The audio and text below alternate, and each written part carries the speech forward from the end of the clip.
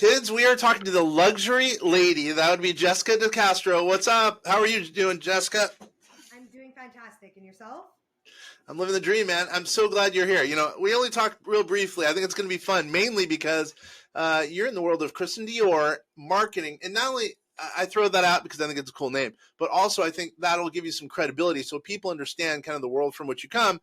And I think our market will be blown away because you're going to be talking in their terms, simple terms, hard to understand terms, marketing terms to, everyday entrepreneur, which would be our client base. So this is going to be a really, really good 30-minute interview. It's going to be a really fun chat.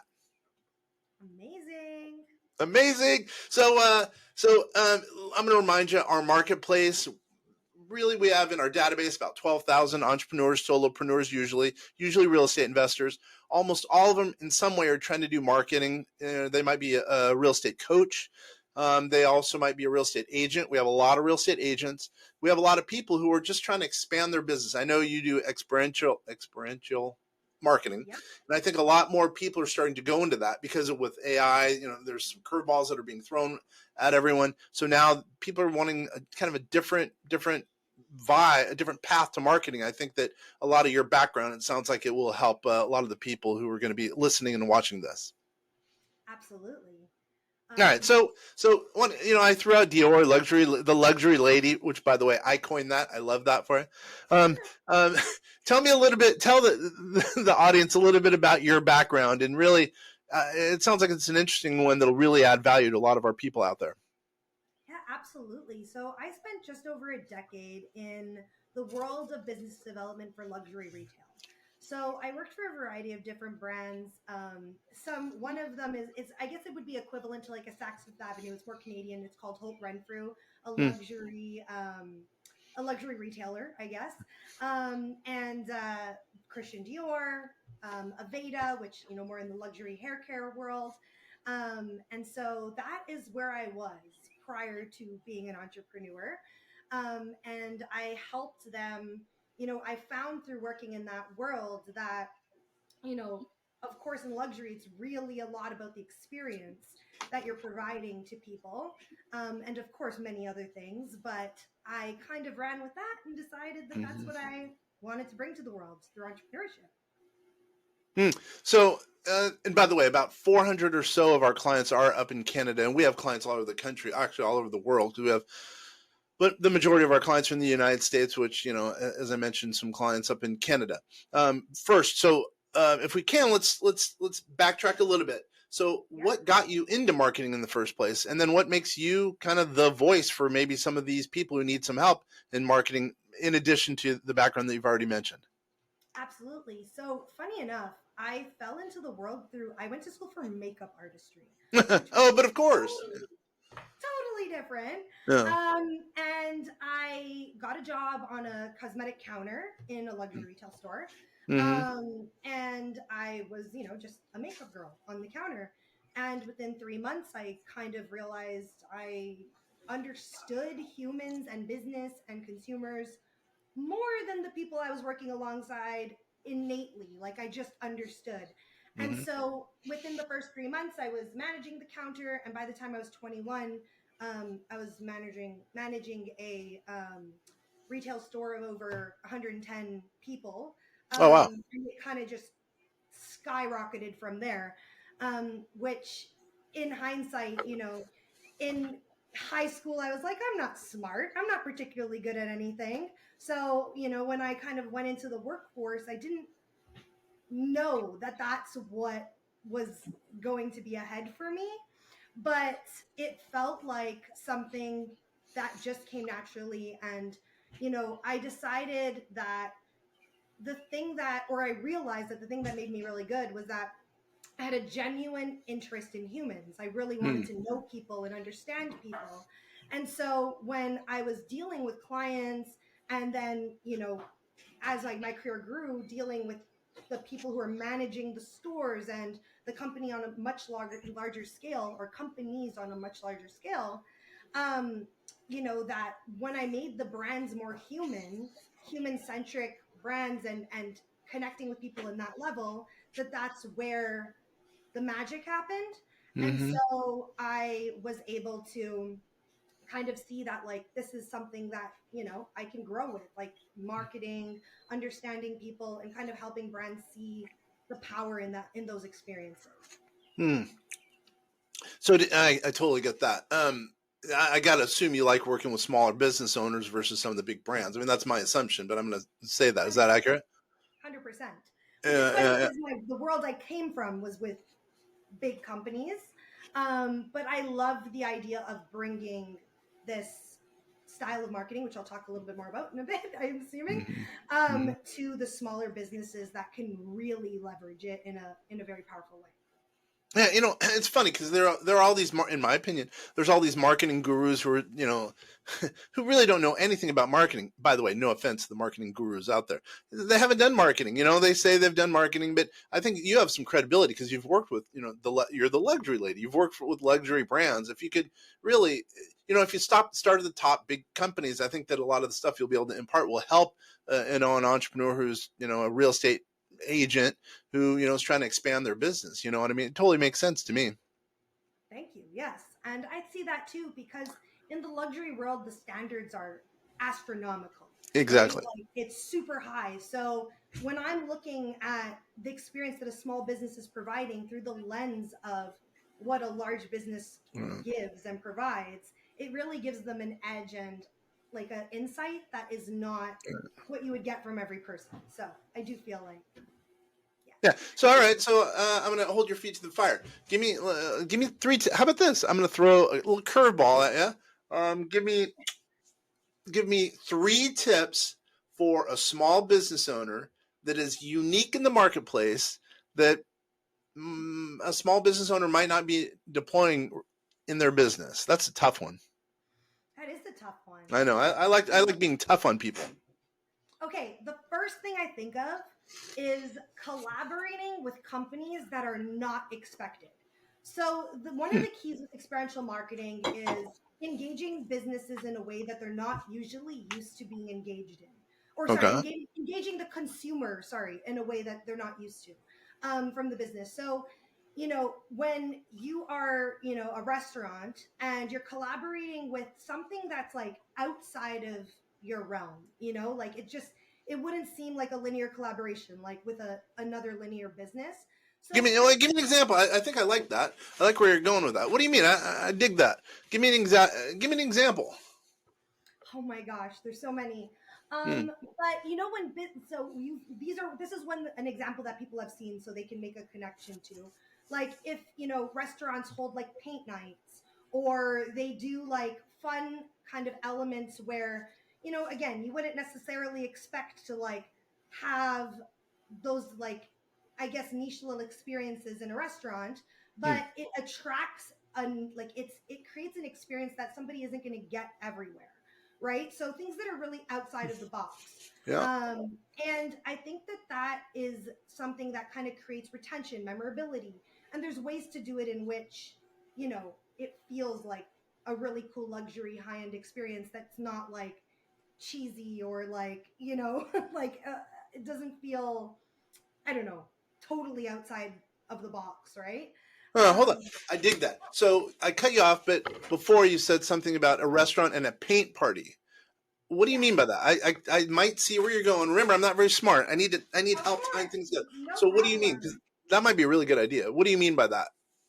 Okay, so if it's a small restaurant, let's just say, and like one night a month, they Mm-hmm. host a paint night, and they have somebody come in and facilitate a group of people right before they have like it can be during appetizers, it can be before food altogether, it can be after food. I would recommend before food, but that's a whole other ballgame. But they would have a facilitator come in, and they're charging like a higher ticket for that experience, like almost like a flat rate. Normally, there's so many different ways to do it, but they can Yep. charge like a flat rate for that experience, that encompasses the food and the paint and everything that you leave with. Yep. Um, and they basically leave with a painting that they've painted themselves. They've had this experience, like it could be a fun date night with like, the dinners involved, everything. Yep. And it just leaves them with something they're not going to forget. And they'll remember the restaurant, they'll remember the experience, and they have something tangible to leave with, right? So it's Mm. it's just different. It's just there's so many. That's just the first thought that came to my mind. But there's millions of ways to do this. That's a really good idea, and that's only on tip one. So I'll give it an example. Remember how I said I was not very smart? I'm not very smart, but I used to advise a bunch of financial advisors up in Washington. That's where I live, and some of these financial advisors, I would say, "Hey, you guys, I have a good marketing idea for you. We have a really cool car lot in Bellevue, Washington. Really cool. Like, they have like Lamborghinis, Ferraris, et cetera, et cetera. I would say, hey, go to the owner of this place, if you're a financial advisor, have a client appreciation event there. So all these financial advisors were big, and they hung out with wealthy people, and then they would invite, their top clients there, and some of their top clients might be interested in buying one of the cars. Number one, so the car dealership loved it, right? Two, they wanted people mulling around, and it was a joint venture that made a lot of sense. I didn't even think of that in these terms, really, because I thought that was no big deal. But, come to think of it, it worked out for a couple of different financial advisors, too, specifically, because they got a lot of people at those events. And I think that's really what you're saying. Anything to bring in a promotion that's going to help add value, in this case, to both entities, really. And the reason I'm saying like outside of the box collaborations, not necessarily something you would naturally, connect to each other. Like if you're, a hot sauce brand and then the other brand is like a nacho brand, they kind of, you can easily make connections. The Yep. more like outside of the box it is, the more memorable it is, which means that people retain, people talk about it. You want people to talk because that's where, your most organic, business comes from, right? Yep. And so, yeah, I absolutely love it. And that's a perfect example of what I would recommend to a company. I take full credit for that, but we collaborated on that. I like that. All right, so that's tip number one. Remember, we have probably about 20 minutes. So that's tip number one. Let's go to tip number two. Again, I'm throwing a curveball at you, making it really hard. So give me a second one. I like that first one. So you've passed the test so far, luxury lady. Give me a second one. Okay. A second one would be guerrilla marketing campaigns. Explain. So I don't know. for those who don't know what that is kind of when you show up in places that you're not expected to. So when a brand does like you haven't told anybody you're going to be there, and you just show up. So a good example would be, let's say it's a decor company and they decide to show up at a high traffic convenience store, and they collaborate with the convenience store to like deck it out in decor, like literally make it look like a luxury convenience store for the day. And everyone that comes in is like, wow, That's like a good idea. what is happening in this convenience store? Who did this? And they That's are pretty cool. so they're talking to the brand, they're talking, the convenience store gets, a fun experience and rep out of it. And yeah, so guerrilla. Yeah, that's a good idea too. So, wow, that's a really good idea. Again, doing something unexpected in that regard. By the way, guerrilla marketing. I think when I was a kid, I remember a company or a dude did that. Is that named after a certain guy who started that guerrilla marketing, or is it a kind of a niche or a generalization of marketing? Good question. I don't actually know the answer to that. I just know Yeah. it's called. Anyway, that's a great idea. That's a totally good, because people are going to remember when they go into that store, they're going to remember, wow, it was decked out. And I'm assuming there's going to be a little sign that says whatever, decked out by luxury lady, as an example. Yeah, preferably like there would be a representative of the company there for the day, like engaging people, talking to them, making it a true experience. Yep. But yeah, it's definitely something you're not going to forget easily. Yeah, I like that. All right, so number one, so wait a minute. We've gone over two. You've done well with these curveballs. You've hit the curveballs really far. So now the third one's going to be hardest, because the third one that's way in the back of your mind. What's a third tip that would help a small business owner, an entrepreneur, let's say a real estate agent or something like that, who has no employees, they're low on a budget, but they want to get their most bang for their buck, and they want to just hit a curveball right out of the ballpark? What's a third suggestion or third tip? So I'm going to talk here about online experiences and how to make them a little bit experiential. So more immersive online experiences. Okay. So when I say immersive online experiences, I'm talking about, okay, you have a website, somebody's happening upon it. how engaging is the website actually? Like, is it just a matter of scrolling through, clicking, everything that you would naturally expect a website to have, a contact us page that functions as expected, a main page that functions as expected. When you have elements in there that are actually meant to engage the person that's happening upon your website or whatever it is, I'm using website for Mm. the example, um, you are able to again kind of have something that's memorable, right? That's always the goal. Mm-hmm. And multi-sensory is also something that is really fun. So like when there's like playlists embedded in a website, so there's audio or and it doesn't have to be something that automatically plays because that can be annoying depending on the type of business and the Mm-hmm. website and lots of different things. But options where there's like so I've seen people use like, let's say it's an event planning company, right? Mm-hmm.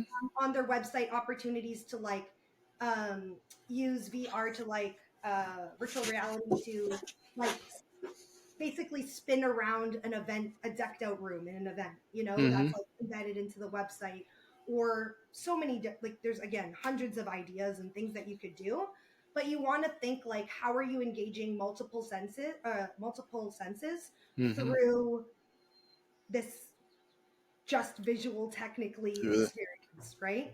Mm-hmm. In an online experience. So is that one of the things that you do? Do you design websites? Do you, I don't know, host websites, or what is it that you do in that regard with respect to websites? Absolutely. So we have a team that I have people which could, make a website more high functioning, essentially, or Mm-hmm. more immersive, I should say.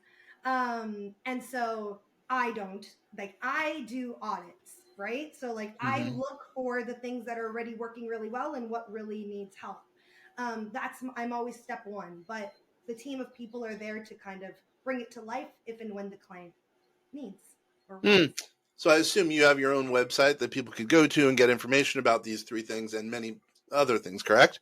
Absolutely. It's actually, I mean, by the time this airs, it might be launched already, but it's about to launch in the next couple of days because Oh, the agency model is just launching. So something we didn't talk about on this call is that I'm making the transition currently from solopreneur to agency. The agency is called Coelho Creative Agency, what's and it? Wait a minute. What's it called? By the way, this is probably going to air down the road. So let's assume, therefore, it's already launching. You're a big stud now. And what's it called again? Coelho Creative Agency. How do you spell that? Coello Mm-hmm. Creative Agency. Yes. Got it. So since it's, let's talk about that a little bit. So you've gone from a solopreneur, it was just you, to now an agency. Now, what does that mean? Does that mean you're going to have a huge team of people? Are they all 1099? Are they employees? What does that mean? Do they engage with you? Meaning these new clients that you're going to get potentially from this?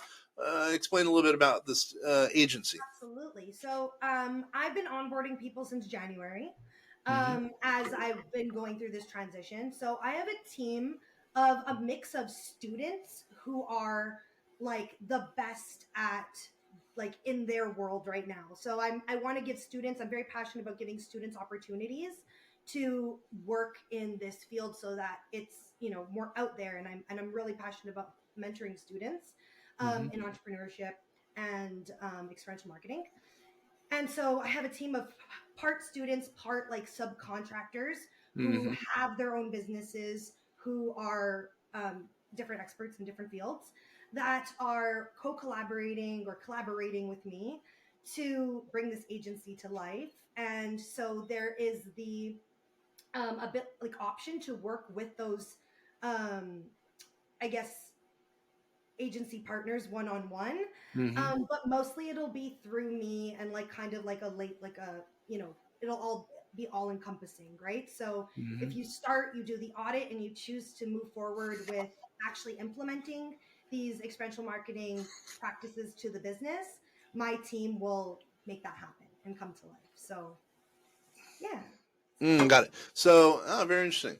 And so, what's an engagement look like with you as far as the marketing agency? So I engage you to do whatever. Let's say I engage you to look at my website. I engage you to do a cool Yep. event.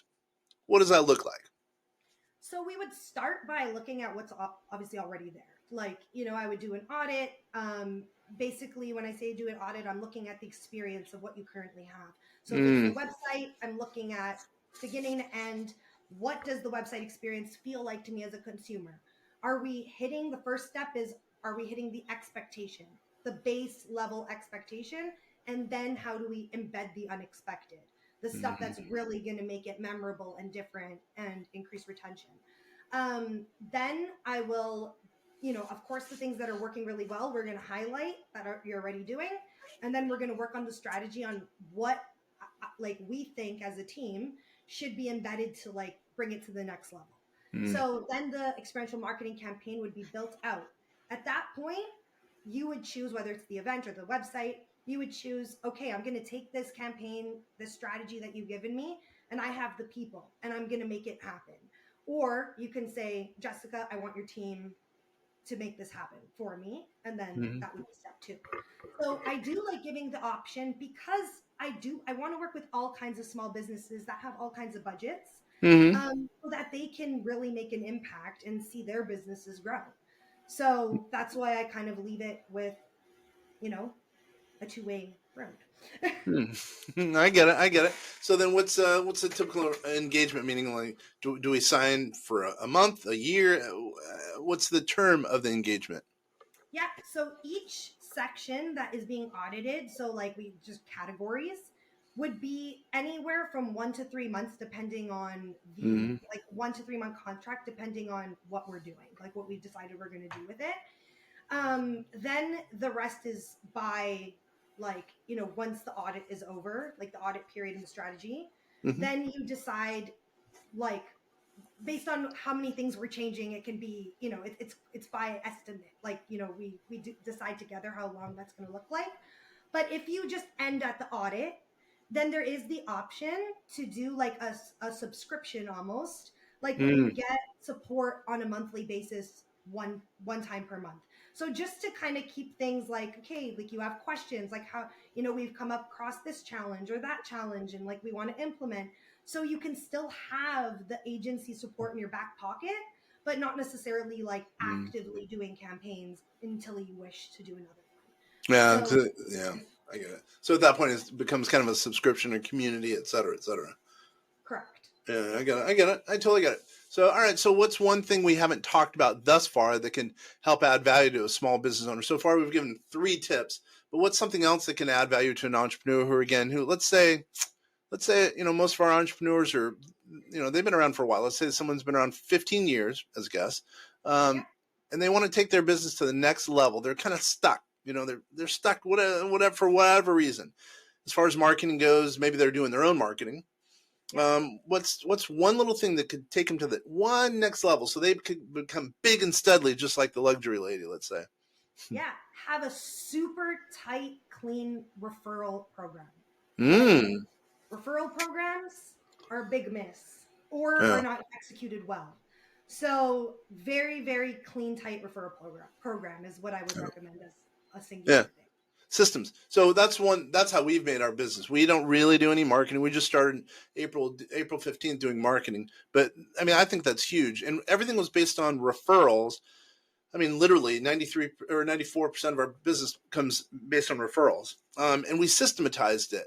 We've kind of gotten away from that a little bit, but if you systematize referrals, you ask for referrals, and then you follow up on the referrals, you're that much better off going forward. There's no better quote marketing than referrals. If a client's telling another prospect, if you will, that, hey, these guys do good, they've helped me to, in our case, lower taxes, help investments, it totally does. It's the best form of marketing, cheapest form of marketing.